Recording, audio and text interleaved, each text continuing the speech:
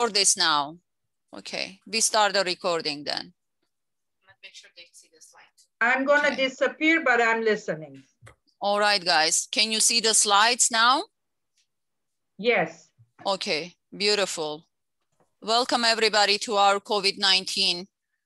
vaccine presentation that was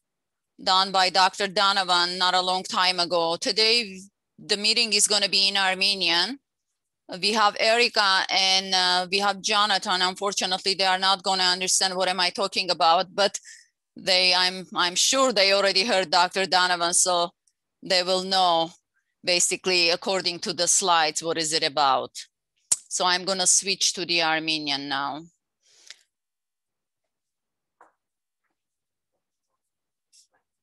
Yeah. Բարի օր բոլորիդ, այսօրվա մեր նպատակը շատ հետաքրքիր թեմաներից մեկն է, վերջերս քննարկվող։ Մեր զրույցի թեման մեր ժամանակների ամենակարևոր եւ շատ քննարկվող թեմաներից մեկն է COVID-19-ի պատվաստը։ 2020 թվականին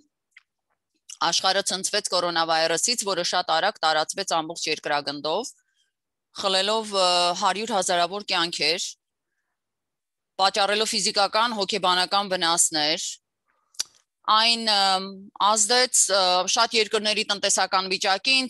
ծանրաբեռնեց առողջապահական համակարգը եւ այս ճգնաժամային վիճակի մեջ պատվաստի Երևան գալը համարվում է շրջադարձային պահ, քանի որ այն մեզ տալիս է հույս, որ շատ շուտով ավելի շատ մարդ պաշտպանված կլինի կորոնավիրուսից եւ վերջապես կկարողանանք վերադառնալ մեր նորմալ կյանքի ապրելակերպին, ինչպես որ կորոնավիրուսից առաջ էր։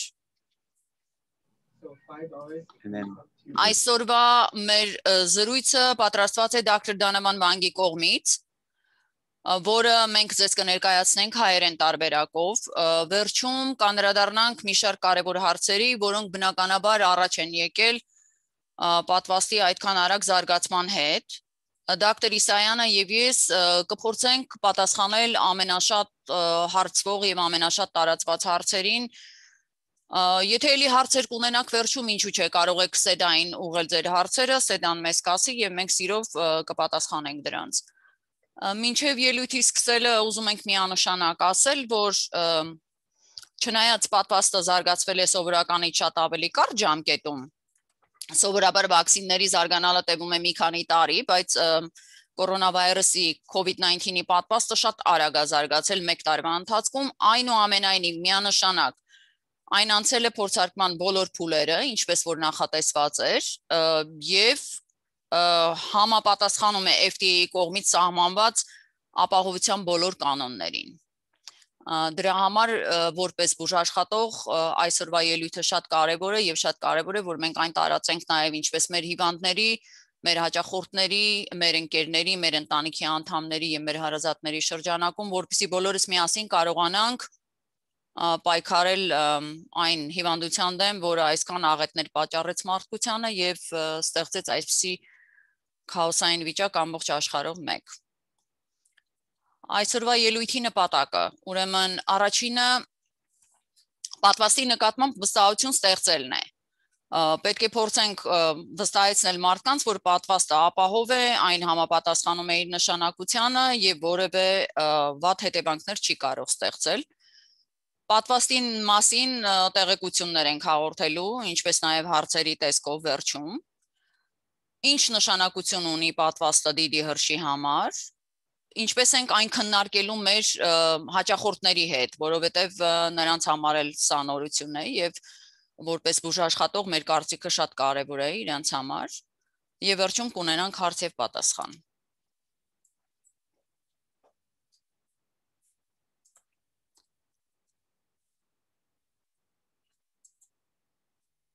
Պատվաստի նկատմամբ վստահություն ստեղծելը սկսվում է նրանից, որ մենք պետք է ասենք, որ պատվաստը 20-րդ դարի մեծագույն նվաճումներից մեկն է, ինչպես գիտենք, շատ հիվանդություններ կան տարածված, որոնք հարյուրամյակներ շարունակ մարդկային կյանքեր են տարել, բայց երբ որ հայտնվել է դրանց նկատմամբ պատվաստը, այն մեծ փոփոխություն է առաջացրել մարդկության կյանքի մեջ։ Եվ ամենաառաջինը պատվաստի վստահությունը, այն սկսվում է քեզանից, այսինքն մեզանից։ Եթե մենք ստացել ենք պատվաստը եւ այն դրա մասին ասում ենք մեր հաճախորդին, մեր գործընկերներին, ընտանիքի անդամներին եւ վերջապես մեր համայնքին, դա ավելի շատ վստահություն կարող է ստեղծել դրա նկատմամբ։ Ամենակարևորը, որ մենք պետք է կիսենք մեր պատմությունը մյուսների հետ, խրախուսենք մյուսներին պատվաստել, քանի որ եթե 70-ից 80%-ը մարդկության ստանա պատվաստը, այն արդեն կառաջացնի ձեռքբերովի պաշտպանողականություն, որը միակ միջոցն է, որ մենք կարող ենք հիվանդության դեմ պայքարել։ Ուրեմն նկարը կոչվում է game changer, այսինքն խաղափոխող։ 2020 թվականին է նկարը նկարվել, շատ հետաքրքիր է, որ եթե տեսնեք խաղալիքների մեջ, ուրեմն հայտնվել է նրսի կերպարը, եւ սրա մեջ անդրադառնում է բոլոր բուժաշխատողները, որոնք այս օրերին շատ մեծ նշանակություն ունեն մարդկության համար։ Շատ եք լսում երևի առաջնագծում աշխատողներ, դրանք համարվում են բուժաշխատողները։ Նրանց ձերը շատ մեծ է այս օրերին, որովհետեւ ինչպես գիտեք, հիվանդանոցները, կլինիկները, բոլոր բուժ հիմնարկները, որոնք շփվում են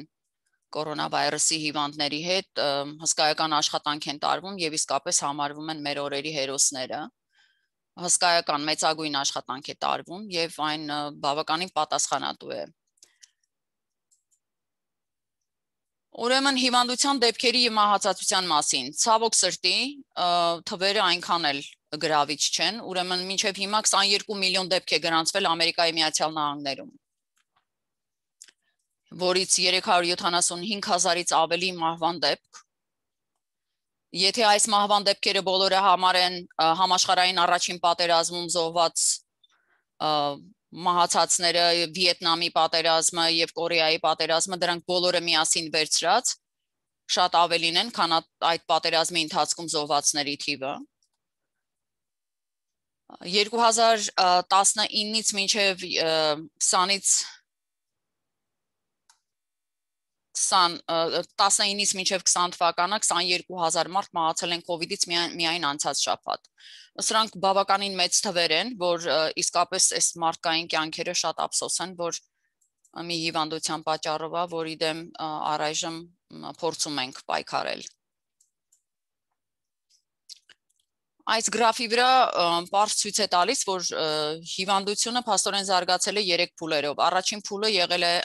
ապրիլի 1-ին 2020 թվականի։ Հետո հուլիսի 1 2020 թվական, որից հետո հոկտեմբերի 1-ից այն սկսվել է, եթե տեսնում եք ինչքան գրաֆը բարձրացել է մինչև հունվարի 1-ը 2021 թվականի, ցույց է տալիս, թե հիվանդության դեպքերը ինչքան են շատացել։ Ինչպես նաև այս գրաֆի վրա ցույց է տալիս, թե մահվան դեպքերը համապատասխանաբար եւ բավականին շատ են 2021 թվականի հունվարի 1-ով տեսնում եք, թե ինչքան դեպքեր են գրանցվել, որոնք շատ ավելին են, քան ապրիլ ամսին, հուլիս ամսին, հոկտեմբեր ամսին։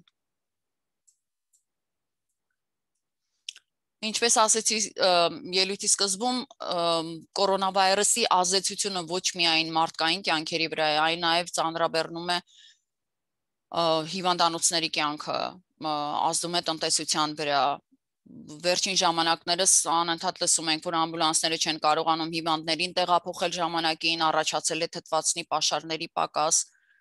Լոս Անջելեսի շրջանը ստիպված է եղել ժամանակավորապես փակել 5 հանրային բուժկայաններ, որպեսզի նրանց անձնակազմը օգնի հիվանդանոցներին պայքարել COVID-ի մահացու դեպքերի աճի դեմ։ Ինչպես նաև, քանի որ Կալիֆոռնիայում դեպքերը շատ ավելին էին, մյուս նահանգներից ստիպված են եղել բուժանձնակազմին օգնության բերել նաև ուրիշ հիվանդանոցների, ուրիշ նահանգների բուժաշխատողների, որոնք եկել էին մեզ օգնելու։ Կոնկրետ իմ հիվանդանոցում այդպես էր։ Եվ բնականաբար այս բոլորը անդրադարձել է առողջապահության համակարգի վրա եւ դրա պատճառով առաջացել է անհավասարություն։ Ուրեմն ինչպես եւ սպասվում էր, պանդեմիկը առաջացնում է անհավասարություն։ Եթե դրանից առաջ մինչեւ պանդեմիան մեր հաճախորդները մահանում էին 10-ից 25 տարի ավելի շուտ, քան սովորական հաճախորդները, քանի որ նրանք չունեին որևէ միջոց հասնելու բժշկական օգնության, Պանդեմիայի պատճառով ուրեմն այդ թվերը ավելի են շատացել։ COVID-ը ազդում է նաև ազգային փոքրամասնություններին ավելի շատ։ Կալիֆոռնիայում հատկապես 50%-ից ավելի շատ աֆրիկյան, ամերիկյան եւ լատինական ժողովուրդներ են մահանում COVID-19-ից, քան սպիտակները եւ ասիացիները։ Պատվաստին հավատում են ասիացիների 83%-ը, իսպանացիների 63%-ը, սպիտակների 61%-ը, աֆրոամերիկացիների 42%-ը։ Բոլոր վատ լուրերի հետ միասին բարեբախտաբար կան նաև լավ լուրեր։ Դրանից մեկը ինչպես կարող ենք մենք ինքներս մեզ պաշտպանել եւ նաև պաշտպանել մեր սիրելիներին, հաճախորդներին, հանրությանը, դրա համար պետք է հետևենք մի քանի շատ կարևոր կանոնների։ Առաջինը, որ ստանանք պատվաստը, ինչպես COVID-ի, այնպես նաև գրիպի։ Երկրորդը պահպանենք սոցիալական հեռավորությունը առնվազն 6 ոտնաչափ։ Կրենք դիմակ, որը որ պարտադիր է, երբ որ մյուսների ներկայությամբ ենք։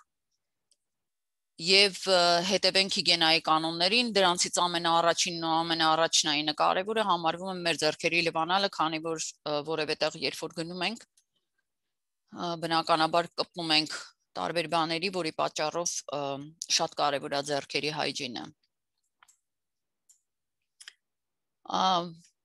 Կորոնավիրուսի պատվաստի հետ միասին նաև չպետք է մոռանանք խրախուսել, որ կա նաև գրիպի պատվաստը, որը որ արդեն տարիներ շարունակ մենք գիտենք, որ այն բոլորի համար շատ կարևոր է։ 6 ամսականից վերև պետք է բոլորը ստանան։ Եվ հատկապես այն մարդիկ, որոնք ունեն խոցելի, այսինքն թույլ առողջական վիճակ։ Պատվաստը չի կարելի ստանալ այն ժամանակ, եթե դուք ներկայումս գրիպով հիվանդ եք։ Լոս Անջելեսը ունի ձրի պատվաստման շատ վայրեր, անձնական բժշկի գրասենյակ, տարբեր կլինիկներ, ինչպես նաև Քայզերը ունի ձրի պատվաստի տեղեր եւ վերջապես ընտանեկան բժշկի օֆիսում կարելի է ստանալ գրիպի պատվաստը։ Ամեն տարի, երբ որ սեզոնը գալիս է, վստահ եմ, որ ընտանեկան բժիշկը ինքն էլ հիշացնում է, որ ժամանակն է գրիպի պատվաստ ստանալու։ Ինչ է իրենից ներկայացնում COVID-19-ի պատվաստը։ Քանի որ մեզ համար COVID-19-ի պատվաստը եւ ընդհանրապես աշխարհի համար շատ նոր է, դրա հետ կապված շատ հարցեր են առաջացել։ Անցած տարվանից, երբ որ սկսվեց հիվանդությունը, բոլորը միանշանակ սպասում էին, բա եթե հիվանդությունը կա, ինչպես է, որ դրա նկատմամբ պատվաստ չի արտադրվում։ Բարեբախտաբար դեկտեմբեր ամսին պատվաստը արդեն շրջանառության մեջ էր դրվել եւ մեզ համար հաստատվել էին երկուսը։ Ուրեմն սննդի եւ դեղամիջոցների կառավարման, որը մեզ հայտնի է ինչպես Food and Drug Administration կոմիտեի կողմից հաստատվել են 2 պատվաստ եւ երկուսն էլ արտակարգ իրավիճակների օգտագործման համար է։ Պատվաստներից երկուսն էլ ստանում են 2 դոզաներով, 21-ից 28 օրվա տարբերությամբ։ Մինչև շրջանառության մեջ դրվելը բնականաբար պատվաստը անցել է փորձարկման շրջան, փորձարկվել են բնակչության տարբեր տարիքի, սեռի եւ ազգային պատկանելիության խմբերի մեջ։ Դեռ մինչև հիմա էլ 61 այլ հետազոտություններ արվում են մարդկանց խմբում եւ ինչպես նաեւ 172 ուրիշ հետազոտություններ դեռ ընթանում են։ Այսինքն այս 2 պատվաստով չի որ պետքա բավարարվեն, կան նաեւ ուրիշ կամփանիներ, որոնք դեռ պատվաստը շրջանառության մեջ չեն դրել, բայց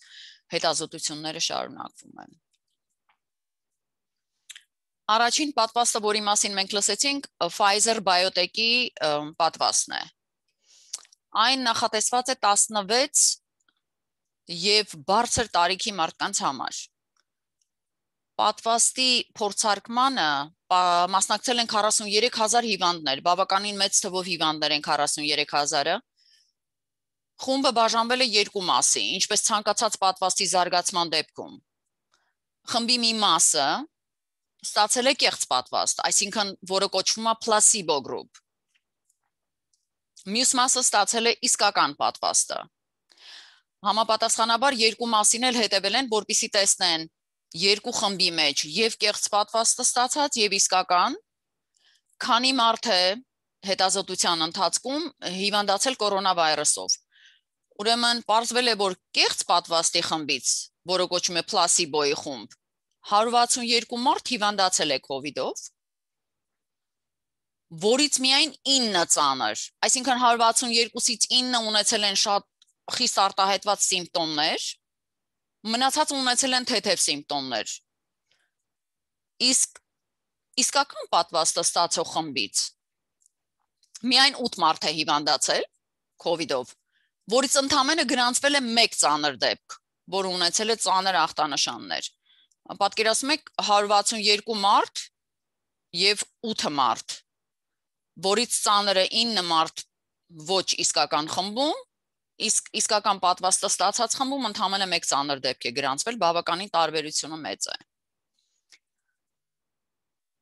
Պատվաստը ինքը համարվում է 95% արդյունավետ բոլոր տարիքի, սեռի, ինչպես նաև ազգային պատկանելիության խմբերի համար։ Բավականին բարձր թիվ է, այսինքն 100%-ից 95%-ով մենք պաշտպանված ենք հիվանդության դեմ։ Եվ 5%-ն էլ եթե նույնիսկ հիվանդությունը ունենանք, հնարավոր է, որ սիմպտոմներ բոլորովին չունենանք կամ այնքան թեթև ունենանք, որ նույնիսկ չնկատենք։ Ուրեմն Pfizer-BioNTech-ի պատվաստը արվում է 2 դոսեջով եւ դոզաները իրարից 21 օրվա տարբերությամբ են տրվում։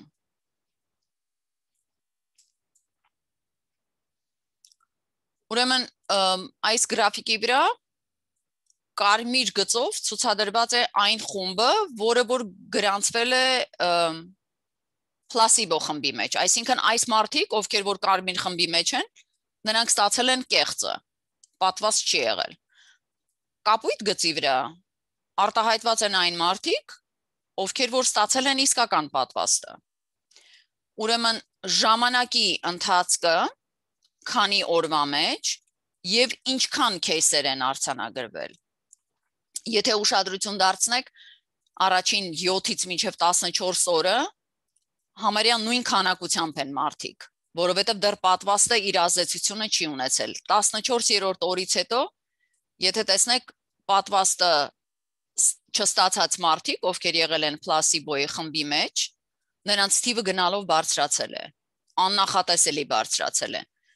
Նրանք, ովքեր որ ունեցել են իսկականը, 14-րդ օրից հետո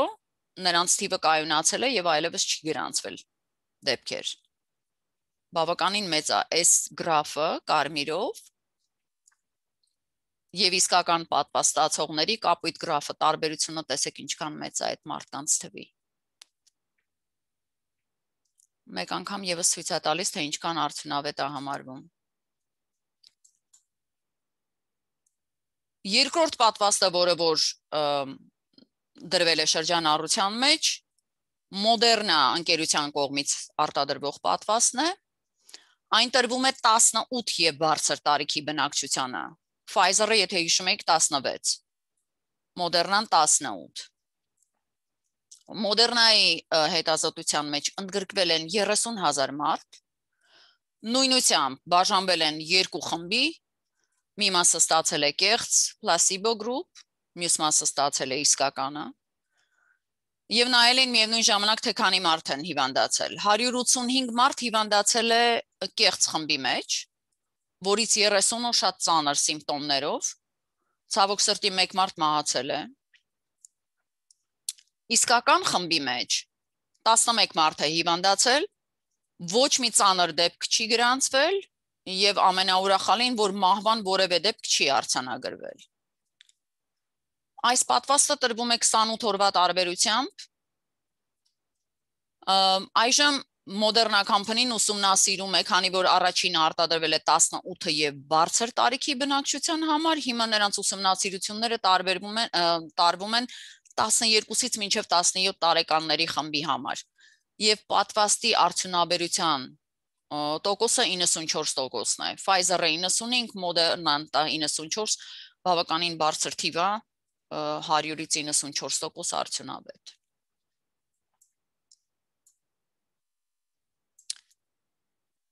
Ուրեմն ինչպես է ազդում պատվաստը եւ ինչպես է ընդհանրապես աշխատում։ օրգանիզմի պաշտպանողական համակարգի արձագանքը պատվաստին։ Երբ մարդիկ ստանում են պատվաստը, մի քանի օրվա ընթացքում սկսում են բարձր քանակությամբ հակամարմիններ ստեղծել։ Վիրուսը, եթե ընկնում է օրգանիզմ, նրանք վնասազերծում են այն։ Մեր օրգանիզմի պաշտպանողական բջիջները, որոնք կոչվում են T բջիջներ, անմիջապես արձագանքում են։ Այս դեպքում ստացած պատվաստի պաշտպանողականությունը ավելի ուժեղ է, քան բնական հիվանդության հետևանքով առաջացած։ Ասենք, եթե որևէ մեկը հիվանդացել է կորոնավիրուսով, բնականաբար նրանք էլ են հակամարմիններ ստեղծում, բայց երբ որ հակամարմիններ են ստեղծվում պատվաստի հետևանքով, այդ պաշտպանողականությունը շատ ավելի ուժեղ է լինում, քան բնական հետևանքով առաջացածը։ Հակամարմինները պահպանվում են 4 ամսից եւ ավել, քանի որ մենք հիմա դեռ տվյալներ չունենք 4 ամսից ավելի երկար ժամանակահատվածի, հետագայում ավելի շատ կունենան։ Բնական հիվանդությամբ ձեռք բերվածը նրանք, ովքեր որ հիվանդացել են կորոնավիրուսով եւ ունեն բնական ճանապարհով ձեռք բերված հակամարմիններ, ամենաշատը մինչև 8 ամիս է տևում։ Հնարավոր է, որ մարդիկ այս պատվաստը ստանան ամեն տարի, ինչպես որ գրիպի պատվաստը։ Երբ որ նոյեմբեր-հոկտեմբեր ամիսը գալիս է, մեր բժիշկը մեզ հիշեցնում է, որ ժամանակն է, որ մենք գրիպի պատվաստը ստանանք, այդպես էլ նաև կլինի կորոնավիրուսի պատվաստի հետ։ Ինչպես որ ցանկացած վակցին կամ պատվաստ այն ունի նաև իր կողմնակի երևույթները։ Մինչև հիմա գրանցված կողմնակի երևույթների մեջ ուրեմն տարբերում են թույլից մինչև միջին աստիճանի։ Որևէ շատ լուրջ դեպք գրանցված չի։ Ամենից առաջ ուրեմն առաջանում է երկրորդ դոզայից հետո, երկրորդ սրսկումից հետո։ Ինչքան շատ են կողմնակի երևույթները, փաստորեն ցույց է տալիս, որ մարմինը դրան հակազդում է շատ ավելի լավ եւ ավելի արդյունավետ է։ Այն ամիսների տվյալների հիման վրա, որը որ մենք գիտենք մինչև հիմա դեկտեմբերից են սկսվել պատվաստի շրջանառությունը, մինչև հիմա դեռ որևէ ավելի ծանր դեպք չի գրանցվել, քան այն ինչ որ ունենք թույլից մինչև միջին։ Ինչը կարող է հաճախ հանդիպող կողմնակի երևույթ հանդիսանալ։ Ներարկման տեղի ցավ, հոգնածություն, հնարավոր է գլխացավ, մկանային ցավ, հոդացավ, փորհարինքի երևույթներ, դող, սրտխառնոց կամ փսխել, ջերմություն, ներարկման տեղի այտուցվածություն կամ ներարկման տեղի կարմրություն։ Հնարավոր է, որ սրանցից մեկը կամ երկուսը, հնարավոր է, որ ոչ մեկը, երևի ներարկման տեղի ցավն է, որ ամենաշատ մինչև հիմա բոլորը սրանից են բողոքել, որ ներարկման տեղի ցավ է առաջացնում, որոշ մարդկանց մոտ մկանային ցավը մի քանի ժամ հետո, երևի ամենակիչ հանդիպողը ջերմություն կամ սրտխառնոց կամ փսխել, բայց քանի որ հանդիպել են, դրա համար ասում ենք, որ հնարավոր է որ լինի։ Ուրեմն ծանր կողմնակի բարդությունները Pfizer-ի եւ BioNTech-ի մոտ ուրեմն պլասիբոյի եւ իսկական խմբի հարաբերությամբ են հաշվել, 8 հիվանդ ունեցել է կույրաղիքի բորբոքում կեղծ խմբում, 4 հիվանդ իսկական պատվաստի խմբում։ Մոդերնայի մոտ նորից պլասիբո խմբի մեջ, այսինքն կեղծը ստացած եւ իսկական պատվաստը ստացածի հարաբերությամբ երկու դեպք են հանդիպել, որոնք ունեցել են դիմային այտուց, դեմքը ուռել է, բայց սրանք այն մարդիկ են, ովքեր նախապես ունեցել են դեմքի կոսմետիկ ներարկումներ։ Մեկ դեպք անլուծելի սրտխառնոց է առաջացրել կամ փսխում, բայց տվյալ անձը նախկինում հիվանդանոց է գնացել գլխացավի եւ սրտխառնոցի համար։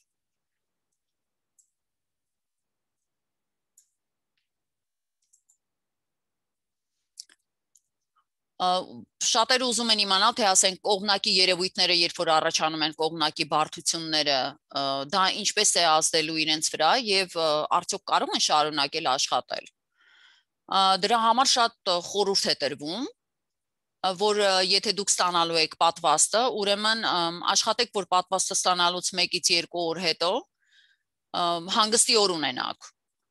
Ստացեք պատվաստը եւ εμս արեք, որ 1 կամ 2 օր դրանից հետո հանգստանալու ժամանակ ունենաք, որովհետեւ ձեր օրգանիզմը ժամանակ ունենաք ազդվելու։ Քանի որ պատվաստը ինքը ցնցում է առաջացնում օրգանիզմում, եթե պատվաստը տալիս են, օրգանիզմը անմիջապես մարմինը սկսում է դրան հակազդել եւ հակամարմինները առաջացնում, որը կարող է նախորդ երևույթները առաջացնել եւ խանգարել ձեզ աշխատելու։ Կարող եք շարունակել աշխատել, եթե ունեք, ասենք, թեթև հոգնածություն, գլխացավ, դող, կամ մկանային ցավ, հոդացավ, սրտխառնոց,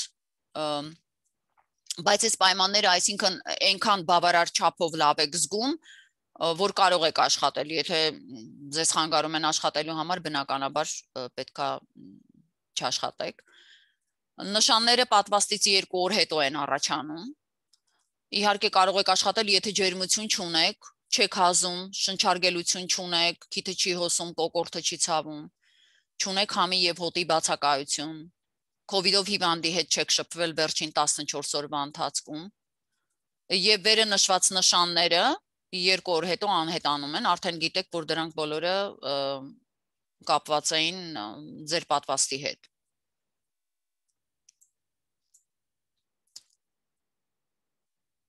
Որոնք են համարվում հակացությունները COVID-ի պատվաստի։ Ուրեմն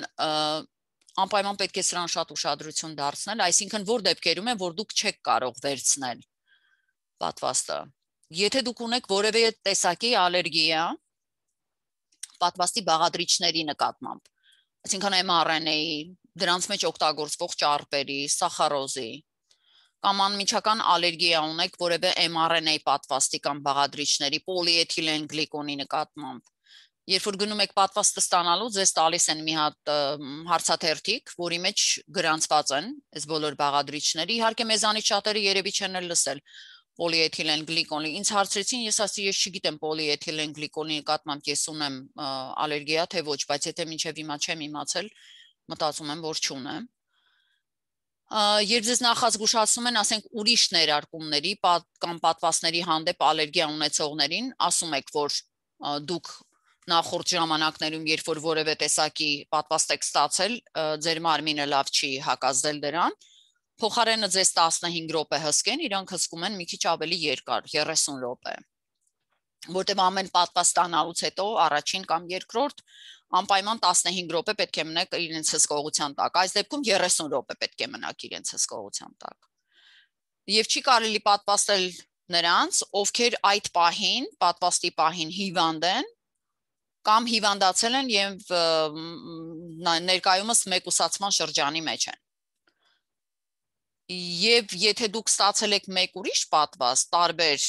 COVID-ից, անպայման 2 պատվաստների արանքում պետք է լինի 2 շաբաթվա միջանկյալ տարածություն։ Ենթադրենք, որ ձեր բժիշկի մոտ ստացել եք գրիպի պատվաստը։ Ուրեմն COVID-ի պատվաստը պետք է լինի դրանից 2 շաբաթ հետո, չեք կարող ավելի շուտ ժամանակահատվածում, որովհետև իրար կհակազդեն։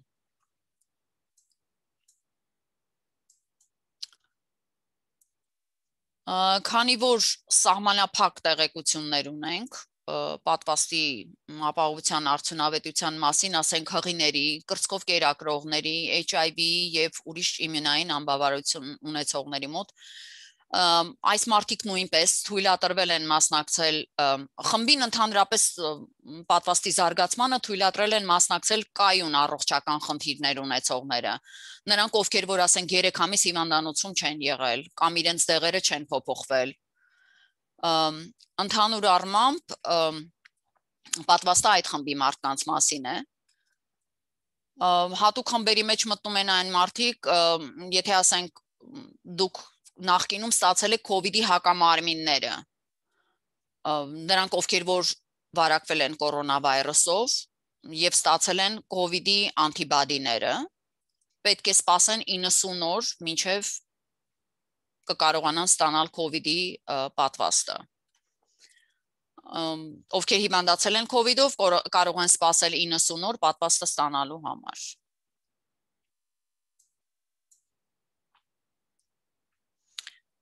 Ընդհանրապես պատվաստի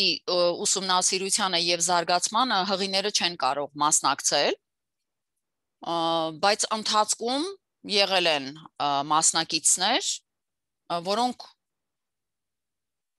այդ մասնակցության ընթացքում հղիացել են։ Ուրեմն Pfizer-ի խմբում 23 հղիներ են եղել, 12 հոգին մասնակցել է իսկական պատվաստի խմբում, իսկ 91 հոգին կեղծ պատվաստի։ Կողմնակի բարդությունները շատ քիչ են, կեղծ պատվաստի խմբում 1 բիժման դեպք է արձանագրվել։ Պատվաստը պետք է առաջարկվի նաև հղիներին նույնպես, որովհետև նրանք հատուկ խմբի մեջ են մտնում։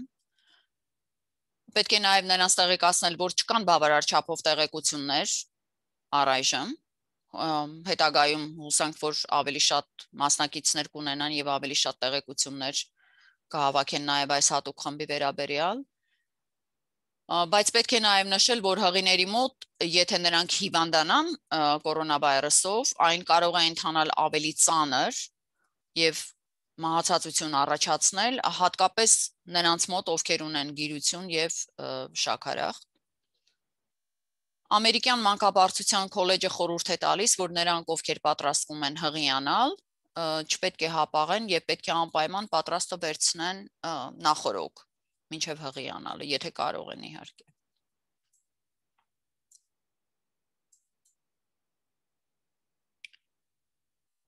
COVID-ի տարբերակները եւ պատվաստի արդյունավետությունը։ Ուրեմն կան վիրուսի փոփոխված տարբերակներ նաև, ինչպես որ սպասվում էր, քանի որ վիրուսը, ինչպես որ գրիպի վիրուսը, ամեն տարի լսում ենք, որ այս տարի գրիպի ինչ որ վիրուսի մի նոր մուտացիա եղած տարբերակ է հայտնվել, այդպես նաև ստացվեց կորոնավիրուսի հետ։ Վերջերս լսեցինք, որ ի հայտ է եկել բրիտանական եւ հարավաֆրիկյան տարբերակները։ Սրանք ավելի շատ են տարածվում, բայց դեպքերը ավելի ծանր չեն։ Եվ որևէ ապացույց չկա, որ եղած պատվաստները այս տեսակներին չեն օգնում։ Ինչպես ասեցի, պատվաստի ստեղծման ժամանակահատվածը այնքան կարճ էր,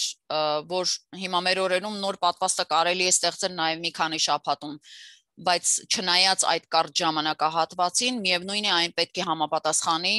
բոլոր ապահովության օրենքներին։ COVID-ի պատվաստը համարվում է mRNA-ի պատվաստներից մեկը։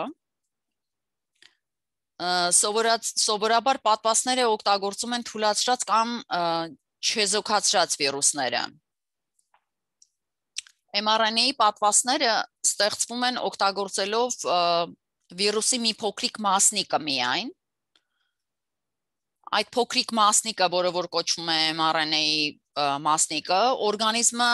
փորձում է անմիջապես ոչնչացնել այդ փոքրիկ մասնիկը եւ դրանից հետո արտադրում է հակամարմիններ եւ դրանից հետո է, որ օրգանիզմը պատրաստվում է պաշտպանել մեզ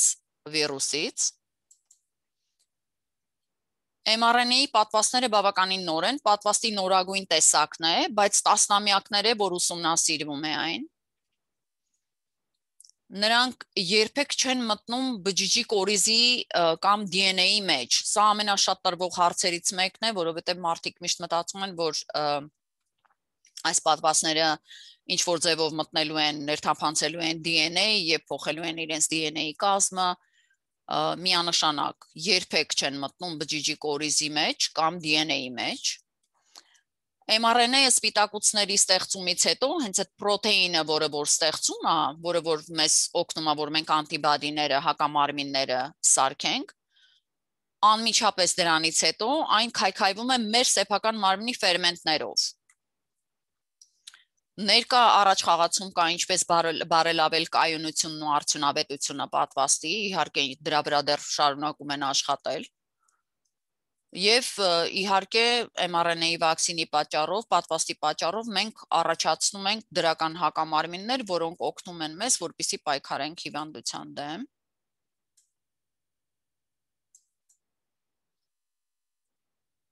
Ինչն է, որ մենք պետք է իմանանք պատվաստումից հետո։ Շատ ժամանակ չունենք, քանի որ պատվաստը դեռ նոր է եւ ուսումնասիրության մեջ է ստացած մարդկանց ապրելակերպը նրանք ովքեր որ ստացել են որոշ հարցեր կան որ մենք պետք է իմանանք դրանցից մեկը այն է որ նույնիսկ եթե մենք ստացել ենք պատվաստը մենք կարող ենք դեռ վարակել մյուսներին պատվաստումներից հետո դրա համար նորից ու նորից պետք է շեշտել ապահովության ամենակարևոր կանոնները պահպանել սոցիալական հեռավորություն 6 ոտնաչափ միշտ կրել դիմակ եթե մենք մարդկանց շրջակայքում ենք եւ ամենակարևորը հետեւել հիգիենայի կանոններին բոլոր կանոններին անխնալ լվանալ ձեռքերը եթե ջուր եւ օճառ չկա ապա պետք է օգտագործել ալկոհոլի հիման ստեղծված ձեռքերի ուրեմն ջելեր որոնք առնվազն պարունակում են 70%-ից վերև ալկոհոլ իհարկե ջուրը եւ օճառը ամենալավն է իսկ ինչն է որ մինչեւ հիմա չգիտենք նորից քանի որ երկար ժամանակ չունենք դեռ ընդամենը 4 ամիս 3-ից 4 ամիս է անցել պատվաստի շրջանառության մեջ դնելուց եւ հետագա հետազոտությունները ավելի շատ տեղեկություններ մեզ կտան դրանց մասին առայժմ դեռ չգիտենք կոവിഡ്ի պատվաստման երկարաժամկետ ապահովությունն ու արդյունավետությունը այսինքն դեռ չգիտենք այս պատվաստը մենք պետք է ամեն տարի ստանանք որքան ամիսներ կտևի դրանից հետո այլևս այն չի համարվի արդյունավետ պետք է նորից ստանանք եւ այլն կարճ ժամկետի արդյունքները բավականին լավ են հուսալի են եւ պատվաստները ընդհանրապես ապահով են կոവിഡ്ի հիվանդության երկարաժամկետ վնասները իհարկե դրանք շատ ծանր են մտահոգություններ կան որ կոവിഡ്ը երբեմն գիտենք շատ երկար է տևում եւ երբեմն հիվանդը չի ապաքինվում այսինքն նույնիսկ շաբաթներ հետո դեռ կարող է ունենալ շատ ծանր երևույթներ հիվանդությունը կարող է նորից հետ վերադառնա եւ իհարկե ամենացավալին ծանր հիվանդություն եւ մահ կոവിഡ്ի հիվանդության վտանգը պատվաստի համեմատ եթե նայենք որ մեկ մարդը համեմատած 6-ի հետ ուրեմն ամեն 6-ից 1 մարդ ովքեր որ հիվանդացել է կոവിഡ്ով նրանցից մեկը հիվանդանոց է ընդունվում 50 մարդից մեկը մահանում է կոവിഡ്ով իսկ ընդամենը 1 մարդ 1 միլիոն մարդ ովքեր որ պատվաստումը ստացել են ընդամենը մեկն է մահացել ուրեմն տարբերությունը հսկայական է ընդամենը 1 մարդ 1 միլիոն պատվաստված մարդկանց միջից եւ 20000 անգամ ավելի հավանական է մահանալ կորոնավիրուսից քան նրա պատվաստից 20000 բավականին հզոր թիվ է 20000-ը 30-ից 50% այն մարդկանց ովքեր որ հիվանդացել են կոവിഡ്ով երկար ժամանակ ամիսներ շարունակ շաբաթներ չեն ապաքինվել իհարկե գիտեմ վստահ եմ որ դուք գիտեք նաև շատ մարդկանց ովքեր որ թեթև տեսակով են հիվանդացել եւ հնարավորաբար նշաններ չեն ունեցել կամ ունեցել են շատ թեթև նշաններ այնուամենայնիվ այդ մարդիկ շատ քիչ են մեծ մասը միջինից ավելի թույլից մինչև միջին նշաններ են ունեցել եւ իհարկե պատվաստի վնասակարությունն ու օգուտը դեռ առայժմ դեռ ուսումնասիրության մեջ են հուսանք որ ապագայում շատ ավելի ուսումնասիրություններ կկատարվեն շատ ավելի արդյունավետ կլինեն նույնիսկ փորձում են նրա մասին խոսել որ փոխարենը որ 2 պատվաստ լինի ինչ կլինի որ միայն ընդամենը մեկը ստանան ինչու՞ չէ նաև ապագայում երևի դրա մասին կմտածեն ինչպես որ ասեցինք զրույցի սկզբում քանի որ կարճ ժամանակում է պատվաստը զարգացել ընդամենը 1 տարվա ընթացքում միևնույն է ապահովության կանոնները չեն մեղմացել այսինքն պատվաստը անցել է բոլոր փուլերով զարգացման բավարար չափով մարդիկ են դրան մասնակցել եւ ամենածայրագույն ապահովությունն է ցուցադրվել թե մինչեւ շրջանառության մեջ տնելը ուրեմն ունեցել է առաջին շրջան երկրորդ երրորդ եւ չորրորդ մինչեւ շրջանառության մեջ տրվելը, որին մասնակցել են բազմահազար մարդիկ, հաշվի են առնվել բոլոր տեսակի կողմնակի բարդությունները, տարիքային խմբերը, սեռը, ազգային պատկանելիությունը եւ մնացած բոլոր կարևոր մասնիկները։ Եվ վերջապես COVID-19-ի պատվաստի ապահովությունը իսկապես ծայրահեղ առաջնային է, որովհետև այն համաշխարհային նշանակություն ունի, բոլոր պետություններն են այն օգտագործում, այն բնակչության բոլոր խավերին, բոլոր մասերին, անկախ տարիքային սեռի եւ ազգային պատկանելիության վնաս է տվել եւ դրա համար այն պետք է համապատասխաներ նույն ապահովության կանոններին, ինչպես բոլոր մնացած պատվաստները։ Սննդի եւ դեղերի վարչարարությունը, Food and Drug Administration-ը վերանայում է բոլոր դիմումները։ Եվ Advisory Committee of the Immunization Practice-ը, սա մի կոմիտե է, որը որ հաշվի է առնում պատվաստի արդյունավետությունը մինչև այն երաշխավորելը։ Ինչպես որ երաշխավորել են Moderna-ն եւ Pfizer-ը, այս կոմիտեներն են, որ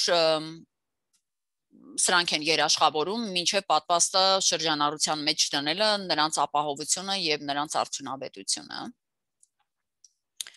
Ուրեմն այս երկու կազմակերպություններն էլ VRB, PAC-ն եւ ACIP-ն անկախ կազմակերպություններ են։ Սրանց մեջ են մտնում գիտական եւ կլինիկական փորձագետները, որոնք շատ ուշիուշով եւ մոտիկից ծանոթացել են երկու պատվաստների արդյունավետությանն ու ապահովությանը, ինչպես նաև FDA-ը, Food and Drug Administration եւ CDC-ն վերահսկում են պատվաստի ապահովությունն ու կողմնակի բարդությունները օգտագործման ընթացքում։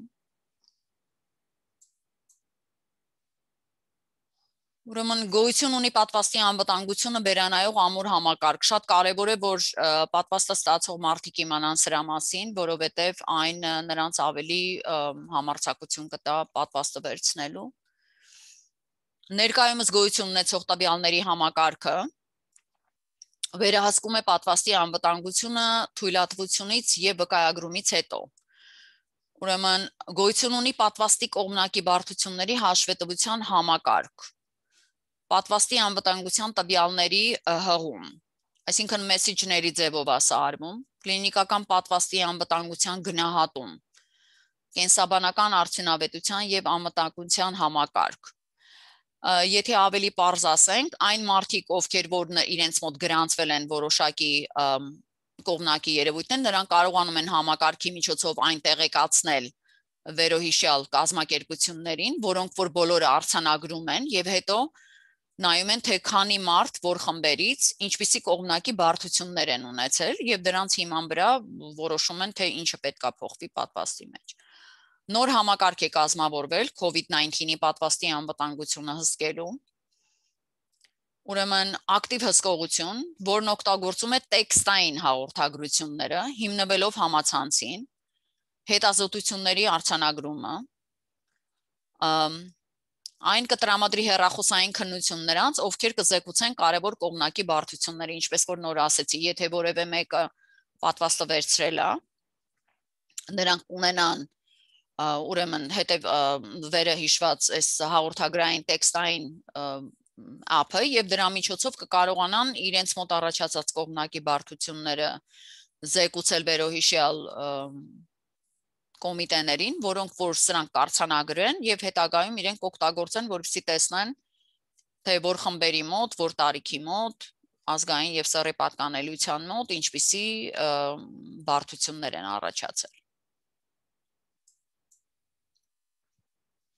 Ինչպես է պատվաստը զարգացել արագացված կարճ ժամանակում եւ միևնույն ժամանակ այն ապահովել է պատվաստի անվտանգությունը։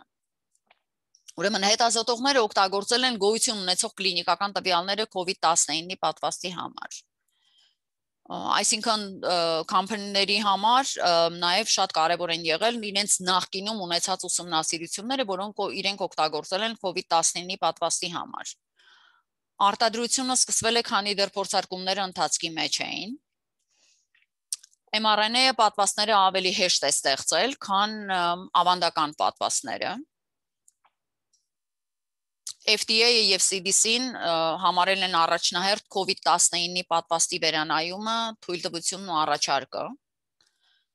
քանի որ այսքան շատ էր տարածված կորոնավիրուսը եւ նրա տված վնասները շատ էական էին ու շատ ցավալի, եւ FDA-ը եւ CDC-ն ավելի առաջնային էին համարվում COVID-19-ի պատվաստի ստեղծելը, նրա վերանայումը, թույլատրությունը, առաջարկը եւ ինչպես նաեւ շրջանառության մեջ դնելը։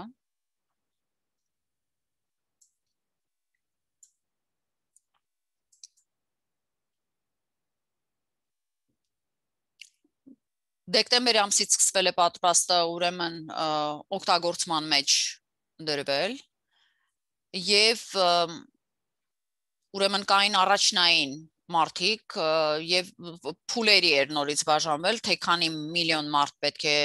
պատվաստվի ամեն ամիս եւ ովքեր են այն մարդիկ, ովքեր պետք է ստանան առաջինը։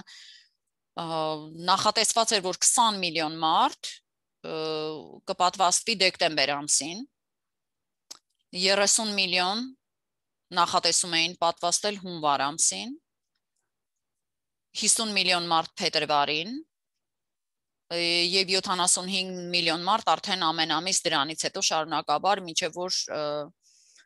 70-ից 80% բնակչության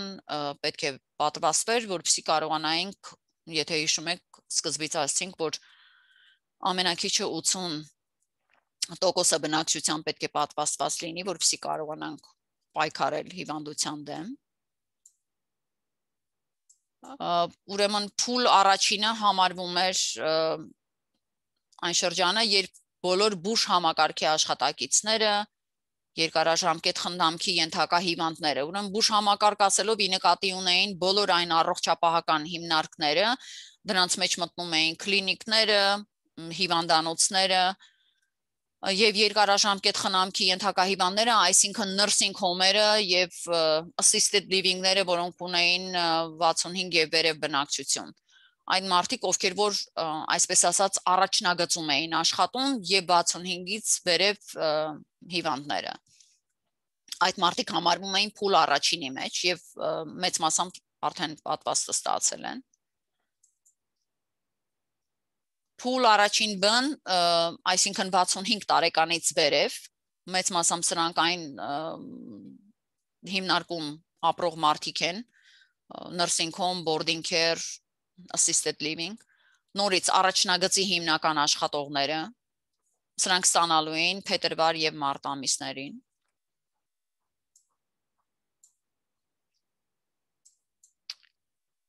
Փուլ առաջինիսին ուրեմն 50-ից մինչև 64 տարեկան մարդիկ էին,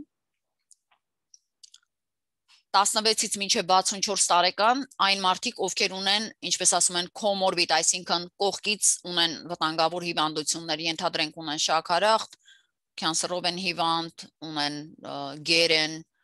սրտային հիվանդություններ եւ ուրիշ այլ կարևոր աշխատողներ, որոնք որ առնչություն ունեն հիվանդների հետ, եւ ապրիլ-մայիս ամիսներին շարունակաբար ուրեմն պատվաստումները կշարունակվեն։ Որոնք են համարվում այն հիվանդությունները, որոնց ասում ենք ծանր կամ վտանգավոր բժշկական խնդիրներ կամ ասում ենք comorbid հիվանդությունները, ուրեմն հղիությունը, որը համարվում է երկրորդային վիճակ, քաղցկեղը, ծանր հիվանդություն, քրոնիկական երիկամային հիվանդությունը, թոքային քրոնիկական անբավարարություն, սրտային հիվանդություններ, այն մարդիկ, ովքեր ունեն իմյունային անբավարարությունը առաջացած օրգանների փոխպատվաստման պատճառով ենթադրենք, որ մեկը ստացել է երիկամների, սրտի, լյարդի փոխպատվաստ, այս մարդկանց մոտ ինչպես նաև առաջ է եկել իմյունային անբավարարություն, գերություն, sickle cell-ի հիվանդություն, ծխելը, ծխողների մոտ ցավոք սրտի կորոնավիրուսի շատ դեպքեր են գրանցվել, որովհետև ծխելը թուլացնում է օրգանիզմի դիմադրողականությունը,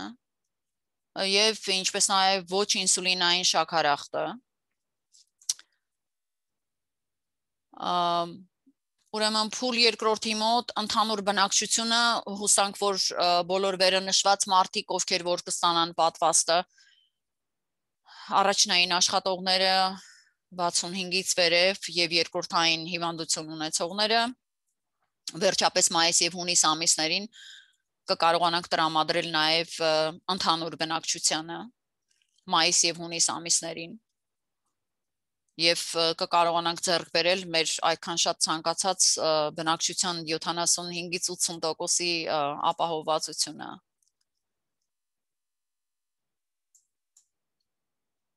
Բնականաբար հարց է առաջանում, թե որտեղ կարելի է ստանալ պատվաստը։ Ուրեմն, երբ որ սկսվեց պատվաստի տրամադրելը, առաջին հերթին հիվանդանոցները Հիվանդանոցի բոլոր համարյա բոլոր հիվանդանոցներում, ինչպես նաև իմ հիվանդանոցում Glendale Adventist-ը նախ եւ առաջ տրամադրեց իր հիվանդներին, իր աշխատողներին անձնակազմին, հետո իր անձնակազմի 65 տարեկանից վերև ընտանիքի անդամներին եւ հուսանք որ հետագայում կտրամադրեն նաև նրանց ովքեր որ 65-ից ներքև են, բայց նրանց համար ովքեր որ ուզում են պատվաստը ստանալ կան տրամադրվում է նաև Department of Public Health-ի ցանցերի միջոցով համարը նշված է կարող եք նրանց հետ կապի մեջ մտնել եւ appointment-ը անել նաև համացանցի վրա Kaiser հիվանդանոցը ժամադրություն նորովը տալիս եւ բավականին հեշտ է հիմա ժամադրվել է որովհետեւ այդ առաջին ալիքը անցավ եւ բավականին մեծ թվով մարդիկ ստացան պատվաստը այն հիմա տրամադրվում է ավելի հեշտ եւ վերջապես ընտանեկան բժշկի գրասենյակներում կտրամադրվեն դեռ չգիտեմ որ բժիշկների բայց գիտեմ որ որոշ բժիշկներ տրամադրում են եւ վերջերս email-ի մեջ գրված էր որ որոշ դեղատներում ինչպես որ CVS-ը Ralph-ը եւ Walgreen-ը նրանց դեղատներում պետք է նաև սկսեն տրամադրել պատվաստները, որը շատ ավելի կհեշտացնի դրանք ստանալը։ Ուրեմն պատվաստին առնչվող փորձություններ են նկարի մեջ դոկտոր Donovan Wang-ն է, որը որ ստացել է իր պատվաստը 2 ամիս առաջ Քանի որ որոշակի տեղերում պատվաստը տալիս են եւ բավականին շատ մարդիկ են գնում, օրինակ ասենք Dodger Stadium-ում էին տալիս եւ մեքենաներով էին մարդիկ գնում, պետք է սպասեք, որ երկար հերթեր են լինելու, ուրեմն անձը հաստատող փաստաթուղթ է պետք եւ ժամադրության արձանագրությունը հաստատող վկայագիր եւ ամենակարևորը համբերատար լինեք, որ կարողանաք ստանալ Ինչ է ձեռնարկում Դիդի Հրշը, ուրեմն պատվաստը ինչքան կարող ենք շատ պետք է սրա մասին խոսենք, որպեսզի կարողանանք բնակչության շատ մեծ խավերի մեջ վստահություններ շնչել, որ պատվաստը ապահով է եւ այն ստանալը շատ կարեւոր է, սա երևի միակ ձևերից մեկն է, որ կարող ենք սրա դեմ ավելի հեշտ այսպես ասած պայքարել եւ կարողանանք մեզ բոլորիս օգնել ինչպես նաեւ մեր հարազատներին Dr. Wang-ը town hall meeting էր արել որի կապին կարող եք գտնել վեբսայթի վրա կա ուրեմն պետք է հեշտացնել ավելի շատ արձանագրությունները հիմա շատ ավելի հեշտ են տալի ժամադրությունները պետք է քարոզել պատվաստը ինչքան հնարավոր է ձեր ծանոթների շրջանում, ձեր հարազատների, ընտանիքի անդամների, ընկերների, ինչպես նաև ձեր հաճախորդների, մեր բնակիչներին եւ ինչքան հնարավոր է ավելի շատ ուսուցողական նյութեր պետք է տրամադրենք, որպեսզի իրանց մոտ ավելի շատ վստահություն առաջանա, ինչպես նաև մեր Անձնական օրինակը, օրինակ ես պատվաստը վերցրել եմ դեկտեմբեր ամսին, առաջին պատվաստը երբ որ ստացել եմ, բացարձակապես որևէ նշան չեմ ունեցել, միայն պատվաստի տեղն էր, որ ընդամենը մի օր ցաված, երկրորդ օրը արդեն շատ լավ էր, 4 շաբաթ հետո ես Pfizer-ին եմ ստացել եւ 4 շաբաթ հետո երբ որ երկրորդը ստացա, Ընդհանրապես մի քիչ մարմինս էր ցավում 12 ժամ հետո մի հատ Tylenol եմ վերցրել եւ դրանից հետո այլևս որևէ ձևով պատվաստը իրան չհիշացրեց, որ սրա մասին ես կամ ինչ որ մի ձևով ինձ նեղացներ, բայց շատ գոհ եմ դրանից եւ բոլորին ասում եմ, որ լավ կլինի, որ պատվաստը վերցնեն։ Իհարկե ամեն մարդ տարբեր է եւ հնարավոր է, որ ասենք որոշ մարդկանց մոտ տարբեր լինի, բայց մեծ մասը դեպքերի շատ թույլից մինչև միջին են կողմնակի երևույթները արձանագրվել, որևէ շատ ծանր դեպք չի եղել։ Պատվաստումից հետո ինչ փոփոխություններ կլինեն մեր աշխատատեղերում։ Ուրեմն ոչինչ բնականաբար անմիջապես չի փոխվում։ Այնուամենայնիվ պետք է մեզ ապահով զգանք մեր աշխատավայրում, նույնությամբ շարունակում ենք մեր ապահովության կանոններին հետևել։ Սոցիալական հեռավորություն, դիմակը պարտադիր է որ կրենք, եթե շրջակայքում մարդիկ կան, եւ լմանանք մեր ձեռքերը։ Ուրեմն որոշ մարդկանց համար շատ հետաքրքիր է, որ պատվաստը արդյոք պարտադիր է համարվում, mandatory է, թե ոչ։ Առայժմ պատվաստը դեռ mandatory չի, դեպսի մի տեղեկություն չկա, բայց հնարավոր է, որ Department of Public Health-ը, որ բանակցություններ են կատարվում այս թեմայով, հնարավոր է, որ պատվաստի պարտադրում լինի, բայց առայժմ դրա մասին որևէ տեղեկություններ չկան, կամ ովի է։ Ուրեմն ամենահաճախակի տրվող հարցերը, որոնք որ բնական են, այս հարցերը, բնականաբար ամեն ինչը որ նոր է եւ առաջին անգամ շրջանառության մեջ դրվում, դեռ շատ բան չգիտենք նրա մասին եւ դեռ ուսումնասիրության փուլի մեջ է համարվում եւ այլն, դրանց նկատմամբ այս հարցերը կարող են առաջանալ։ Ամենաառաջին հարցը, որ կա, այն է, որ ինչքանով է ապահով պատվաստը։ Միանշանակ կարող ենք ասել, որ պատվաստը փորձարկվել է գիտականորեն եւ այն ապահովել է տարբեր խմբի մարդկանց համար։ Շատ մարդիկ կարող են ունենալ թեթևից միջին կողմնակի բարդություններ, որը ցույց է տալիս, որ պատվաստը աշխատում է։ Հազվադեպ դեպքերում են վատ արդյունք գրանցվել պատվաստից, եւ ինչպես որ ես իմ օրինակով ասեցի եւ իմ ընտանիքի անդամների, մայրս 79 տարեկան է, առաջին պատվաստը ստացել է եւ դրանից հետո ընդամենը 1 օր միայն ձեռքը ցաված եւ մայրս էլ ունի սրտային հիվանդություն, շաքարախտ ունի եւ post-cancer հիվանդ է, այնպես որ նրա մոտ շատ թեթև անցել, շուտով կգնա երկրորդը կստանա։ Եվ երկրորդ ամենաշատ հարցվող հարցը, տրվող հարցը, երբ ուզում են իմանալ կարող է արդյոք այս նոր պատվաստը փոխել իմ DNA-ը։ Ոչ, DNA չի կարող փոխել։ mRNA չի մտնում բջիջի կորիզը։ Եթե հիշում եք, պատվաստը mRNA-ի վրա է ստեղծված եւ այն չի ներթափանցում բջիջի կորիզի մեջ, որտեղ գտնվում է DNA-ը։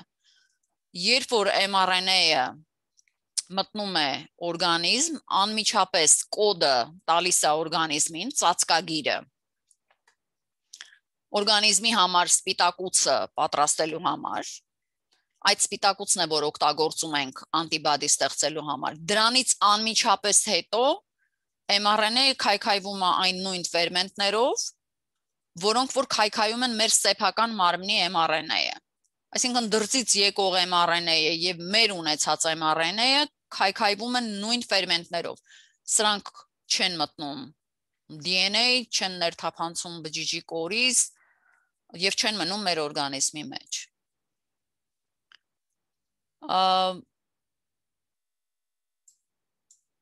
Ուրեմն երբ ես չգիտեմ, եթե դոկտորի Սայանը ուզում է որևէ հարցի պատասխանել, դոկտորի Սայան, դուք ինձ լսում եք։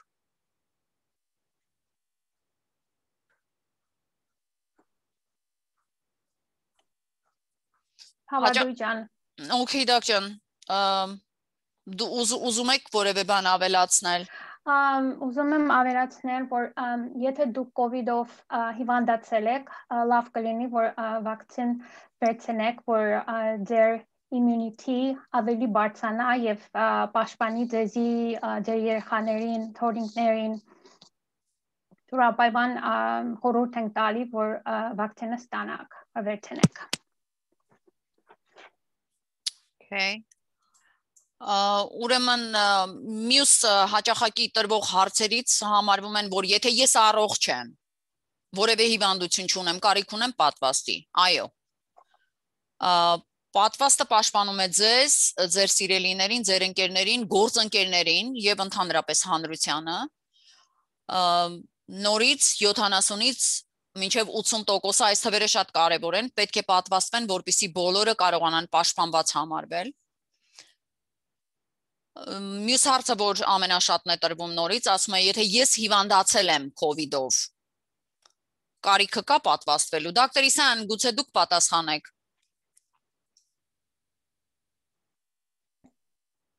Եթե մարդիկ հիվանդացել են COVID-ով, կարիք ունեն նորից պատվաստվելու։ Այո, կարիք ունեն, որ վակցին վերցնենք, անպայման վերցնենք։ Okay. Եվ հարցնում են նաև, եթե COVID-ի վակցինը ստանում են, արդյոք կարիք ունեն գրիպի պատվաստի։ Անպայման։ Okay. Եվ անպայման խնդրում եմ հիշեք, որ քանի որ երկու պատվաստներն էլ շատ կարևոր են, ինչպես գրիպին, այնպես նաև COVID-ի պատվաստը, անպայման երկուսի միջև պետք է լինի 2 շաբաթվա ժամանակաշրջան։ Ժամանակահատվածը 2 շաբաթ, սրանից ավելի մոտիկ չեք կարող ստանալ։ Ինչպես նաև ամենահետաքրքիր հարցերից մեկը, որը որ չտա մի քիչ զավեշտական է հնչում, բայց այնուամենայնիվ շատ մարդիկ հավատում են սրան, ինչ որ մի տեսակի մտածում են դավադրություն կա պատվաստի մեջ, ամենաշատ հանդիպող հարցերից մեկը դոկտոր Իսայան, ես հարցը կարդամ ձեզ, դուք պատասխանեք, պատվաստը իր մեջ միկրոչիպ ունի։ Ոչ։ Գիտեմ, ամենաշատ հարց, ինձ բոլորը հարցնում են, իսկ ճիշտ է, որ պատվաստը իր մեջ միկրոչիպ ունի ու հետո այդ միկրոչիպը մնալու է այն մեջ։ Ոչ։ Սա ճիշտ չէ եւ ցավոք սրտի որոշ մարդիկ տարածում են նմանատիպ դավադրության վարկածներ, իրականությանը չի համապատասխանում։ Եվ մյուս հարցը, որ ասում են պատվաստը առաջացնում է չբերություն, դոկտոր Իսայան։ Ոչ, որևէ ապացույց չկա, սա էլ մեկ ուրիշ դավադրության վարկած է։ Բայց COVID-ով հիվանդների մոտ եղել են, ասենք, ամորձիների այտոց տղամարդկանց խմբի մեջ, որը առաջացրել է սպիացում։ Դա որևէ կապ չունի COVID-ի անմիջական պատվաստի հետ։ Բարդությունը առաջացել է ամորձիների այտուցից, այսինքն սպիացման պատճառով է, որ նրանք երեխա չեն ունենում, բայց դա որևէ կապ չունի COVID-ի պատվաստի հետ։ Իսկ հղի կանանց մոտ գրանցվել են ծանր COVID-ի դեպքեր, նույնիսկ մահվան դեպքեր։ Այնպես որ մենք պետքա բոլոր հղի կանանց ասենք, որ եթե նրանք